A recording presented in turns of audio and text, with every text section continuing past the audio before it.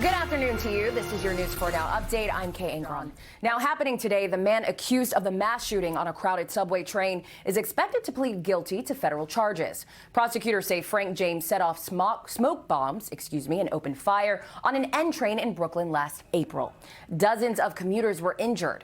And in a letter to the judge last week, prosecutors say James planned the attack for years. Prosecutors are asking for a sentence somewhere between 40 years to life in prison. Court is expected to begin around 2 p.m. The man accused of killing 4 Idaho college students just arrived at court for an extradition hearing. Brian Kohberger's public defender says the 28-year-old will not fight the extradition back to Idaho. He was arrested at his parents' house in Monroe County, Pennsylvania, Friday. Police say his white Hyundai Elantra was spotted near the crime scene around the time of the deadly stabbings. 2 law enforcement sources familiar with the investigation tell NBC News that DNA evidence played a role in Kohberger's arrest. And at 2 this afternoon, the founder of the bankrupt cryptocurrency company FTX is expected to enter a not guilty plea in federal court in Lower Manhattan.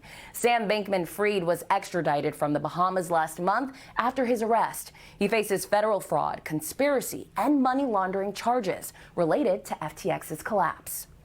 New York Congressman-elect George Santos is set to be sworn in today. The soon-to-be Republican lawmaker is starting his new job surrounded by controversy and calls to step down.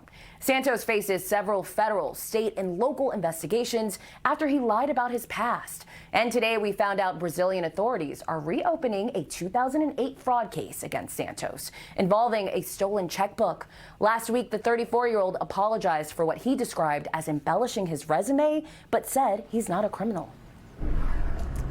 And we've got a very messy setup, a large storm system across the country bringing severe weather across the south. Just plain old rain for us. This will continue for the next several hours. You can see on the radar and satellite a soggy afternoon ahead, especially out across Long Island and Connecticut and the Hudson Valley. That's where the rain is going to linger for much of the afternoon today. At least it is mild. Temperatures now in the 50s just to the south of New York City, 55 in Toms River, well above average, even into the Hudson Valley now. So this is rain and not snow this time around, but traffic will be an issue as the day goes on with the continued rain. Watch out for some travel impacts there. We're going to dry things out as we head into the evening commute.